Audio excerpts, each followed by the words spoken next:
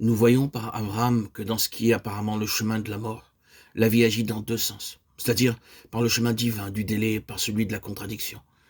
Dieu avait promis à Abraham un fils et, après avoir fait la promesse, il s'était retiré et avait laissé la question en suspens pendant des années.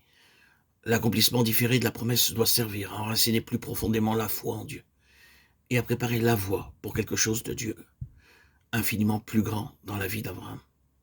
Plus long sera le délai, plus la réalisation de l'espoir devra être de Dieu, et plus elle deviendra impossible à l'homme. C'est la pensée. Dieu agit de cette manière. Que nous voulions ou ne le voulions pas, que nous aimions ou n'aimions pas cette pensée, elle est vraie. Lorsque Dieu agit réellement selon la loi de la vie, nous devons entrer dans ce royaume de la foi où les promesses de Dieu même semblent être suspendues et n'avoir pas d'accomplissement immédiat. Dieu est vrai et fidèle. Dieu ne sera jamais un débiteur à l'égard de l'homme. Il n'y aura jamais de balance au détriment de Dieu pour finir.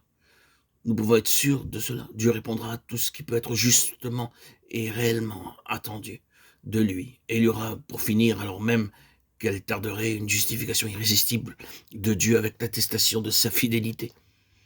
Nous avons tous le désir de prendre devant Dieu une attitude comme celle-ci. Seigneur, lorsque je me tiendrai devant toi, au dernier jour, tu seras justifié de tout ce qui aurait jamais pu me faire croire que tu avais trompé mon attente. Il est essentiel pour Dieu que nous prenions cette position. Sa nature même et son caractère demandent qu'en ce jour, ceux qui se sont confiés en lui puissent lui dire « Seigneur, tu n'as manqué à aucune de tes promesses, non, et tu as fait beaucoup plus que ce à quoi je pouvais m'attendre, que ce que j'avais le droit d'attendre en Christ même. »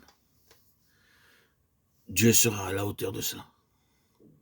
Et pour approfondir en nous la vie, pour fortifier la vie, pour produire l'image de Dieu, pour détruire le pouvoir de la mort et l'œuvre de Satan, et pour renverser la faute d'Adam. Dieu doit nous exercer dans cette question de la foi, à l'égard de ses promesses mêmes. Il le fait. C'est une marque de croissance, de maturité. Voilà donc le ministère divin des délais.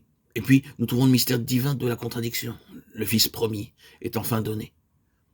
Mais qu'est-ce qui viendra ensuite? Prends ton Fils et offre-le. Une contradiction. Dieu donne et Dieu reprend. Il promet l'accomplissement, puis il semble tout enlever d'un seul coup. Qu'est-ce que cela signifie? Qu'y a-t-il derrière cela? Je crois, bien aimé, que le cœur des choses ici, c'est que Dieu attire toujours à lui. Il veut que le cœur s'attache à lui, et non aux choses. Lorsque l'accomplissement des promesses tarde, c'est que Dieu cherche à amener notre cœur à la place où lui-même est l'objet de notre désir, plutôt que ce qu'il peut faire pour nous. C'est ce qu'il cherche.